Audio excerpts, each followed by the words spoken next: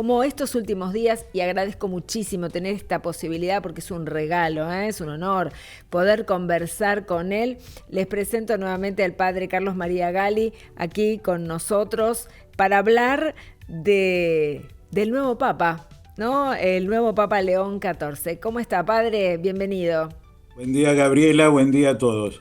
Gracias, gracias por conectarse. La verdad lo decimos, es un honor haber tenido su compañía estos días para que nos acompañe un poco en pensar en Francisco, en su legado, en el cónclave y sus desafíos, y ahora en los desafíos del nuevo Papa, de León XIV. ¿Qué impresiones tiene sobre el Papa Prevost? Bueno, antes de él, lo primero es que la Iglesia siempre sorprende. Sí, ¿no? En las elecciones de papas, las elecciones de Juan XXIII, Pablo VI y Juan Pablo I, eran previsibles. Patriarca de Venecia, arzobispo de Milán, patriarca de Venecia. Pero desde Juan Pablo II la Iglesia sorprende. Un papa de Polonia, un papa de Alemania, un papa de Argentina. Y ahora un papa que es al mismo tiempo norteamericano por nacimiento y peruano por decisión. Claro.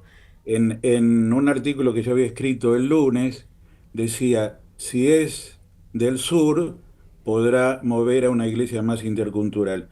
Si no lo es, deberá tratar de mirar el mundo desde las periferias. Pero no preví esta tercera Claro, instancia alternativa.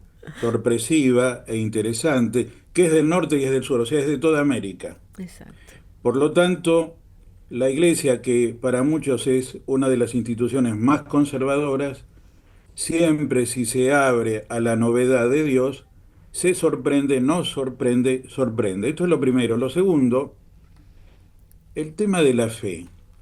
El tema de la fe que en Dios, de cualquier persona, o en el caso de los cristianos, del Dios revelado en Jesucristo. La fe es buscar y encontrar. San Agustín, patrono de la orden de los agustinos y las agustinas, no se sabe o no se tiene en cuenta que hay familias Claro, religiosas claro. femeninas agustinas, no en la Argentina, pero sí en otros países. San Agustín decía, busquemos como si hubiéramos de encontrar y encontremos con el afán de buscar. Cuando el ser humano cree acabar, entonces recién comienza.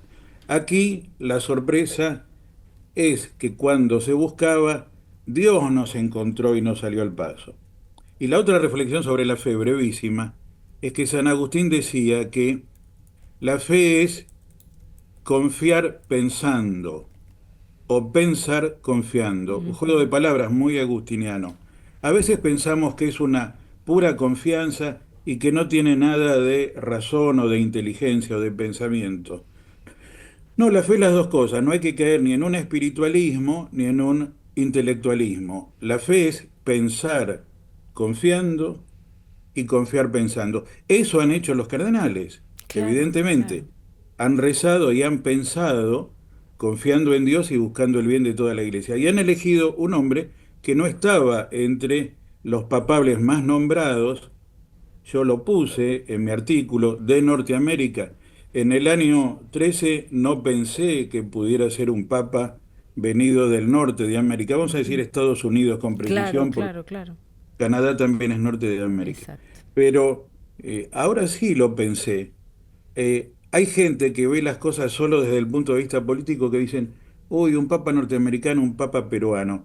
Pero hay que tratar de mirar las cosas, por lo menos en la iglesia, con un horizonte más amplio. La política no es la única ni la máxima dimensión de la vida humana. Es importantísima, Sí. como la dimensión afectiva.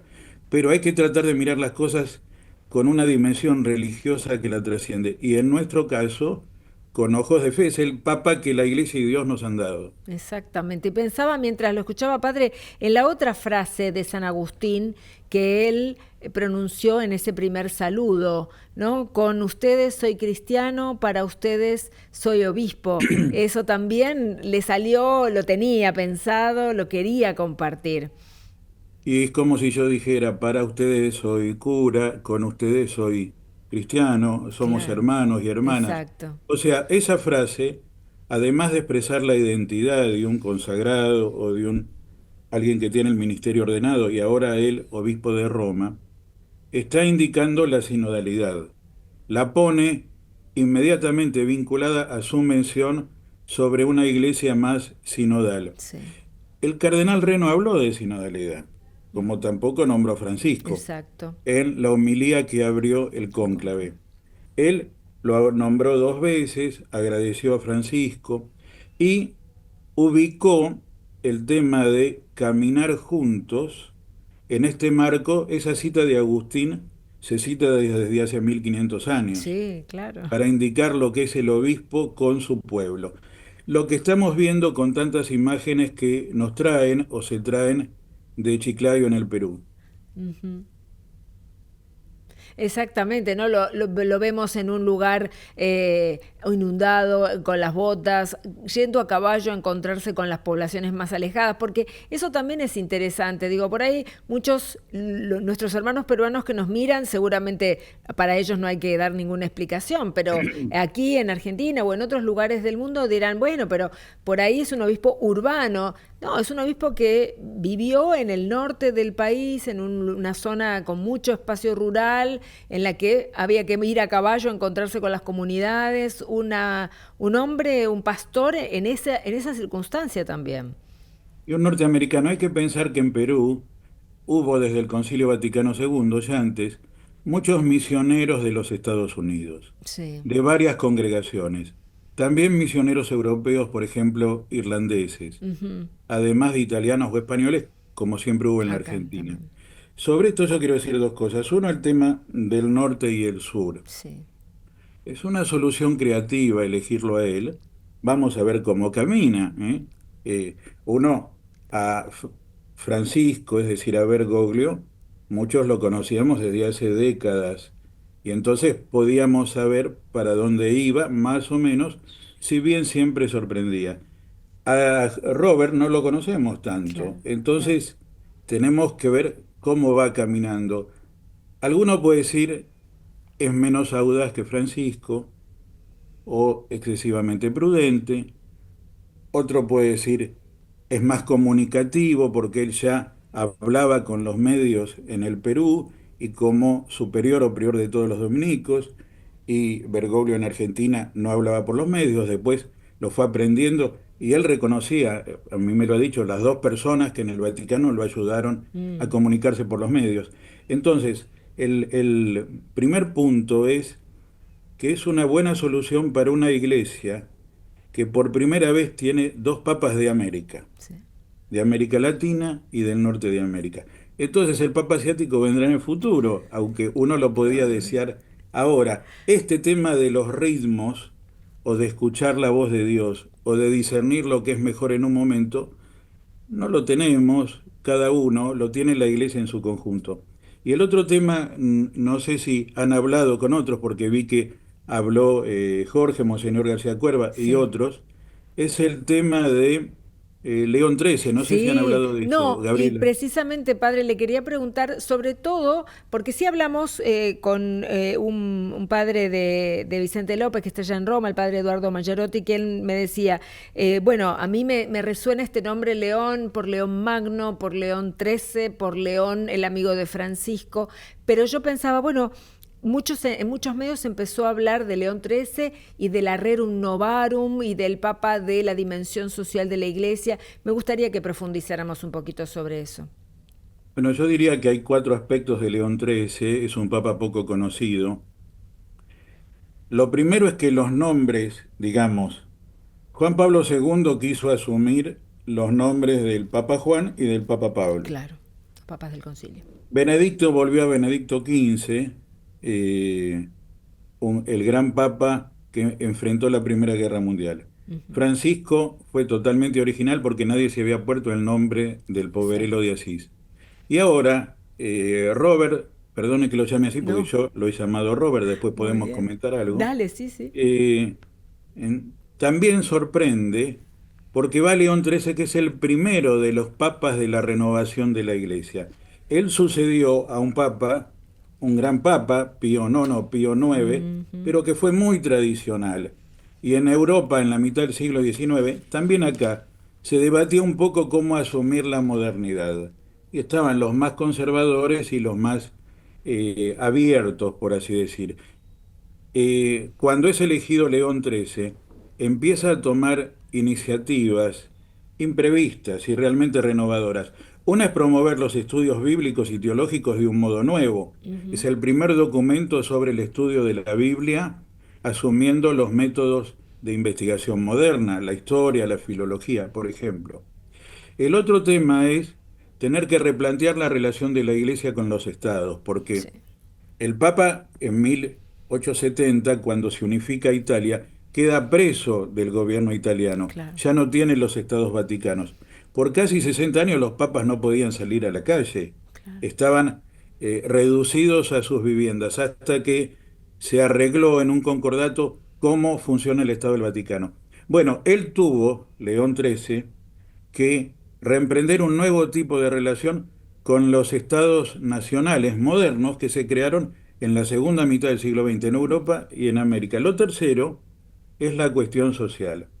La cuestión social no se inventa cuando él es elegido papa en la década del 70 al 80 del siglo XIX. Ujú. Ya venía desde los comienzos de la Revolución Industrial. Pero frente al tema se habían manifestado obispos alemanes, teólogos italianos, y la cuestión tocaba a muchos católicos, cristianos y personas de todos lados, ante el crecimiento de la industria fabril y la vida y la situación de los Claro, obreros claro. no tratados conforme a su dignidad humana y maltratados por Ujú, algunos o muchos empresarios. Ahí aparece Rerum Novarum, que decir las cosas nuevas. ujú. La iglesia siempre tiene que estar atenta a las cosas nuevas. León XIII estuvo atento al surgimiento de la nueva cuestión social y con esta encíclica comenzó lo que se llama el magisterio o la enseñanza social de la iglesia. Cuando se cumplieron 100 años, en el 1991, el Papa Juan Pablo II hizo una encíclica en los 100 años de la Rerum Novarum. Y Francisco ha tenido dos encíclicas sociales. Sí, Laudato Si sobre el cuidado de la casa común y Fratelli Tutti sobre la fraternidad entre todos los seres humanos. claro. Por lo tanto, ir a León XIII es ponerse en el origen de los papas que tratan de dialogar con el mundo contemporáneo y enfatizar la dimensión social del Evangelio. Claro, más claro imposible y gracias por esta clase, ¿no? Mínima pero muy importante para tener en cuenta la dimensión histórica también de la iglesia. Recién escuchaba a un obispo que allá en Montonera nos decía, bueno, la iglesia sigue su camino, es una institución, tenemos más de 2000 años y en ese devenir se inserta también se insertó Francisco, se inserta también León XIII y los que vendrán. Pero ahora me quedó la duda, padre. Sí, Padre Robert, ¿de dónde lo conoce? ¿Por qué lo ha llamado así, Padre Robert? ¿En qué ocasión?